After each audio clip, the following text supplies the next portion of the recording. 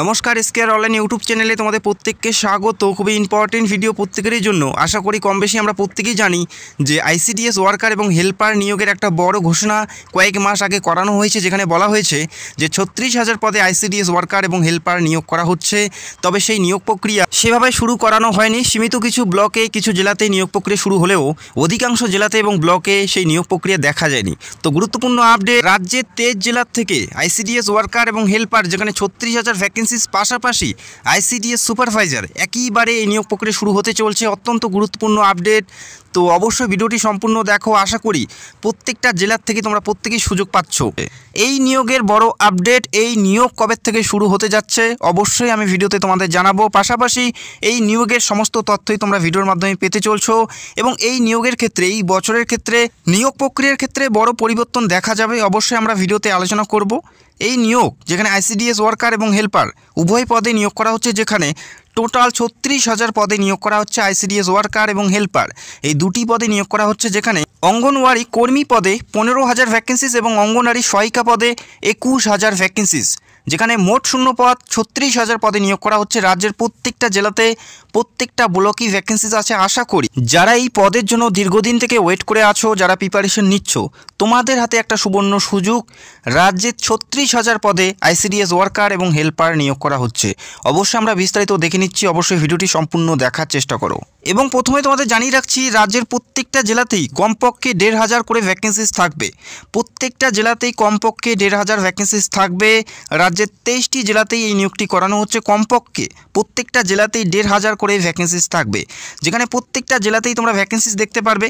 আলিপুরদুয়ার, বাঁকুড়া, পশ্চিম বর্ধমান, পূর্ব বর্ধমান, বীরভূম, কোচবিহার, দার্জিলিং, দক্ষিণ দিনাজপুর, পূর্ব মেদিনীপুর, নর্থ 24 পরগনা, পুরুলিয়া, হুগলি, হাওড়া, জলপাইগুড়ি, ঝাড়গ্রাম, কলকাতা, কালিম্পং, মালদা, পশ্চিম মেদিনীপুর, মুর্শিদাবাদ, সাউথ 24 পরগনা এবং নদিয়া এবং উত্তর দিনাজপুর। প্রত্যেকটা জেলাতে, প্রত্যেকটা ব্লকেই তোমরা ভ্যাকেন্সিস দেখতে পারবে।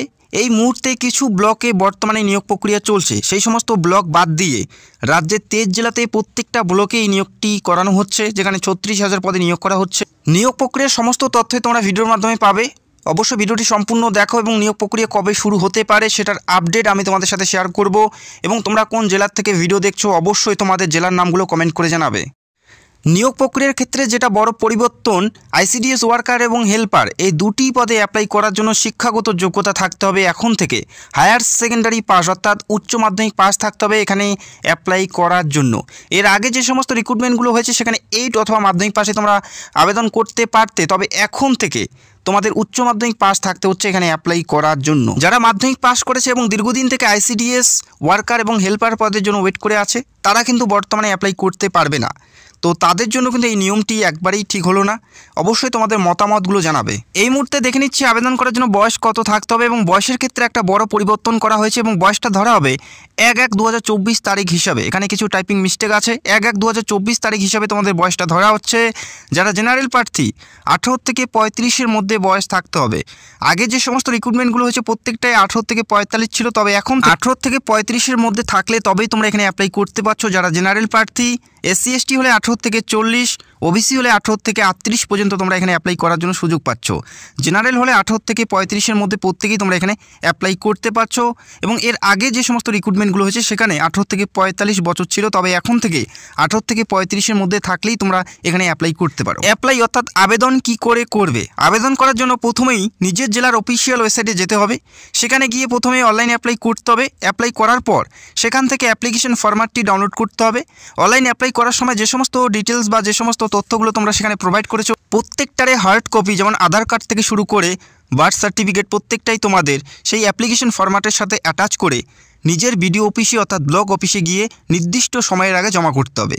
তো এইভাবেই তোমাদের অনলাইন অ্যাপ্লাই করতে হবে। এবং অ্যাপ্লাই করার পর যে সমস্ত ডকুমেন্ট তোমাদের থাকতে হবে বা যে সমস্ত ডকুমেন্টগুলো রাখতে হবে সেটাও আমি তোমাদের জানিয়ে দিচ্ছি। এবং জানিয়ে রাখি, এই নিয়োগটি পুরোপুরি জেলাভিত্তিকভাবে হবে, অর্থাৎ একইবারে পশ্চিমবঙ্গের প্রত্যেকটা জেলাতে নিয়োগ প্রক্রিয়া শুরু হবে না। সেটা অন্য অন্য তারিখে হতে পারে, একই দিনই শুরু হবে না। এবং জেলাভিত্তিকভাবে পরীক্ষা হবে, অর্থাৎ একই তারিখে রাজ্যের প্রত্যেকটা জেলাতেই পরীক্ষা হবে না, সেটা ভিন্ন ভিন্ন তারিখে হতে পারে। কোনো জেলাতে আগে বা কোনো জেলাতে পরে, এভাবে কিন্তু নিয়োগটি করানো হয়। এবং এই নিয়োগের ক্ষেত্রে বা এখানে অ্যাপ্লাই করার জন্য যে সমস্ত ডকুমেন্ট তোমাদের থাকতে হবে বা যে সমস্ত ডকুমেন্টগুলো তোমাদের সেই অ্যাপ্লিকেশন ফরম্যাটের সাথে জমা করতে হবে সেটা আমি তোমাদের দেখিয়ে দিচ্ছি। এবং তোমরা কোন জেলার থেকে ভিডিও দেখছো সেটা অবশ্যই কমেন্ট করে জানাবে। এবং অ্যাপ্লাই করার সময় যে সমস্ত ডকুমেন্ট তোমাদের থাকতে হবে, জন্মের প্রমাণপত্র হিসেবে বার্থ সার্টিফিকেট অথবা এডমিট কার্ডের জেরক্স তোমাদের দিতে হবে।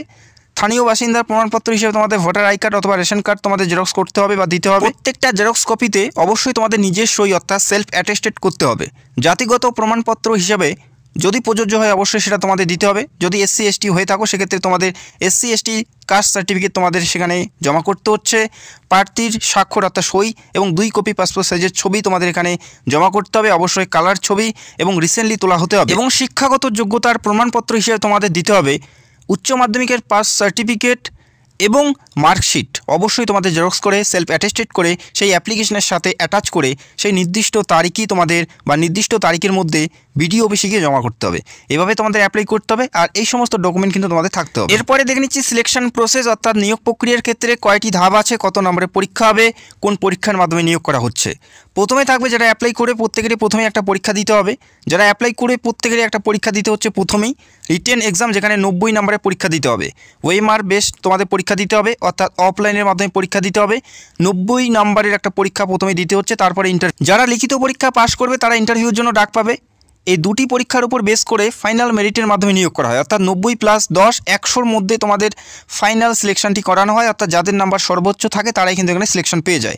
এই 100-র মধ্যে যাদের নাম্বার সর্বোচ্চ থাকে তারাই এখানে সিলেকশন পেয়ে যায়। কোন বিষয়বস্তুর উপর পরীক্ষা হবে সেটাও আমি তোমাদের জানাবো। এবং এই পরীক্ষা 2 ঘন্টা সময় তোমরা পাবে পরীক্ষার জন্য, 2 ঘন্টা তোমরা সময় পাবে পরীক্ষার জন্য। এবং এই পরীক্ষায় কোনো নেগেটিভ মার্কিং নেই, অর্থাৎ চাইলে তোমরা প্রত্যেকটাই অ্যান্সারিং করতে পারো। এখানে ভুল উত্তরের জন্য কোনো নাম্বার কাটা হবে না। যারা 90-এর মধ্যে 30% নাম্বার তুলতে পারবে তারা সরাসরি ইন্টারভিউর জন্য ডাক পাবে। এমনটা নয় যে 30% নাম্বার তুললে এখানে চাকরি হবে না। যাদের নাম্বার ইন্টারভিউ দেওয়ার পরেই সর্বোচ্চ থাকবে তারাই কিন্তু এখানে সিলেকশন পাবে। তো যথেষ্ট ভালো প্রিপারেশন নিয়ে যথেষ্ট ভালো নাম্বার তুললেই তবে তোমাদের এখানে সুযোগ থাকবে। এবং এই পরীক্ষার এক্সাম প্যাটার্ন কী আছে অবশ্যই দেখে নাও। এই পরীক্ষার এক্সাম প্যাটার্ন যেখানে বাংলা ভাষার 150 শব্দের রচনা থাকবে, যেখানে 15 নাম্বার থাকবে। 150 শব্দের রচনা লিখুন, যেখানে 15 নাম্বার থাকবে। পাটিগণিত থেকে থাকবে 20 নাম্বার। রচনা কোনগুলো ইম্পর্টেন্ট অলরেডি আমি ভিডিও করে জানিয়েছি, চাইলে তোমরা সেই ভিডিওটি দেখতে পারো। এই ভিডিওর নিচে লিঙ্ক তোমরা পেয়ে যাবে। পাটিগণিত থেকে থাকবে 20 নাম্বার। পুষ্টি, জনস্বাস্থ্য, নারীর সামাজিক অবস্থান সেখান থেকে থাকবে 15 নাম্বার। সাধারণ জ্ঞান থেকে 20 নাম্বার এবং ইংরেজি ভাষা থেকে 20 নাম্বার। এই পরীক্ষা প্রথমে দিতে হচ্ছে, যারা অ্যাপ্লাই করবে প্রত্যেকেরই এই পরীক্ষা দিতে হচ্ছে। এই পরীক্ষায় 30% নাম্বার তুলতে হবে, তবেই তোমরা ইন্টারভিউর জন্য ডাক পাবে। তো আশা করি তোমরা বুঝতে পারলে। যারা তোমরা অ্যাপ্লাই করবে, যারা পরীক্ষায় বসবে তাদের উদ্দেশ্যে একটা কথাই বলবো, তোমরা প্রত্যেকেই জানো কম্পিটিশন লেভেল অনেকটাই হাই। যথেষ্ট ভালো প্রিপারেশন নিয়ে যথেষ্ট ভালো নাম্বার তুললেই তবে তোমরা সুযোগ পাবে। তো এখন থেকে তোমাদের সেই লেভেলের প্রিপারেশন করতে হবে। এবং কোন বইগুলো পড়বে খুব তাড়াতাড়ি ভিডিও করে তোমাদের জানাবো, কোন বইগুলো পড়তে হবে বা কোন বইগুলো ফলো করলে তোমরা অনেকটাই কমন পাবে। খুব তাড়াতাড়ি বইগুলো নিয়ে আলোচনা করব, অবশ্যই কমেন্ট করে জানাবে। খুবই গুরুত্বপূর্ণ নিয়োগ, যেখানে 36,000 পদে রাজ্যের 23 জেলার থেকে নিয়োগটি করানো হচ্ছে। রাজ্যের 23 জেলার থেকে 36,000 পদে ICDS ওয়ার্কার এবং হেল্পার পদে নিয়োগ করা হচ্ছে। আগামী কিছুদিনের মধ্যে এই নিয়োগ প্রক্রিয়ার নোটিশ তোমরা পেয়ে যাবে। যেহেতু এটা জেলাভিত্তিকভাবে নিয়োগ, একইবারে প্রত্যেকটা জেলাতেই নিয়োগ প্রক্রিয়া করানো সম্ভব নয়। জেলাভিত্তিকভাবে নিয়োগ করা হয়, সেক্ষেত্রে কোনো জেলাতে 2 দিন আগে বা 2 দিন পরে হতে পারে। তবে তোমরা ধরে রাখো আগস্ট মাসের মিডিল হাফ থেকেই আশা করি রাজ্যের প্রত্যেকটা জেলাতে এই নিয়োগ প্রক্রিয়া পুরোপুরি শুরু হয়ে যাবে, যেখানে ICDS ওয়ার্কার এবং হেল্পার পাশাপাশি সুপারভাইজার পদেও রাজ্যের প্রত্যেকটা জেলাতে প্রত্যেকটা ব্লকে ভ্যাকেন্সিজ আছে। আশা করি এই ভ্যাকেন্সিজ প্রত্যেকটা জেলাতে এবং প্রত্যেকটা ব্লকে পূরণ করা হবে। তো অবশ্যই তোমাদের জেলার নামগুলো জানাবে, যখনই তোমাদের জেলায় নোটিশ বের হবে সবার আগে ভিডিও করে জানানোর চেষ্টা করব। অবশ্যই জেলার নাম কমেন্ট করবে এবং যারা চ্যানেলে নতুন দর্শক চাইলে অবশ্যই আমাদের চ্যানেলটাকে সাবস্ক্রাইব করে রাখতে পারো। Thank you so much.